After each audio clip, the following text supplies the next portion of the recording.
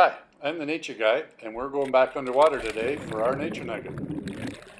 In our last episode, we focused on the fish that live around the coral reef. This time we're going to focus on the coral reef itself. Now, corals come in all sorts of shapes. Some are soft and move back and forth with the water currents, like these sea fans, or like these dead man's fingers. I have no idea why they're called dead man's fingers. Anyway, others are hard corals, and they don't move, like these brain corals, and these interesting elkhorn corals. So coral reefs are only found in warm salt water, but the water can't be too deep because the coral reef needs sunlight. And this might be surprising because corals are not plants. They are animals. Yes, animals.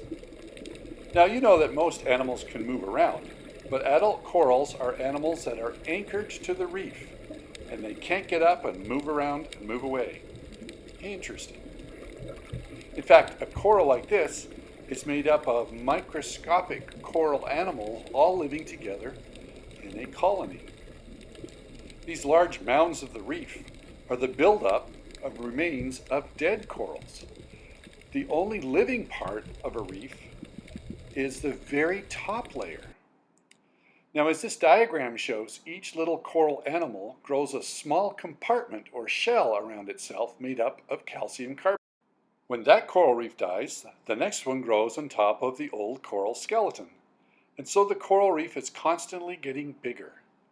So even though a coral animal is very small, some coral reefs can grow to be over 50 feet high over time. So what do these animals eat?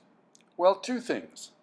They get some of their food that they catch in their tentacles that reach out and grab things that float by. This usually happens at night. And by eating all the particles that are floating in the water, this makes the water very clear, which is a characteristic of a healthy reef.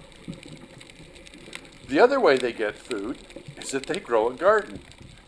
Yep, they grow a garden of algae inside their own animal cells. That's why a coral reef needs sunlight.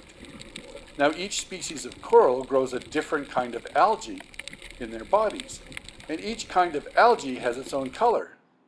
So that's what makes all of the different colors of the different types of corals. So living things that help each other like this is called symbiosis. So the coral animal protects the algae garden and lives off the nutrients released by those algae plants. What a cool setup. There's so many interesting things to see and learn about the coral reef. I hope you get to visit one sometime.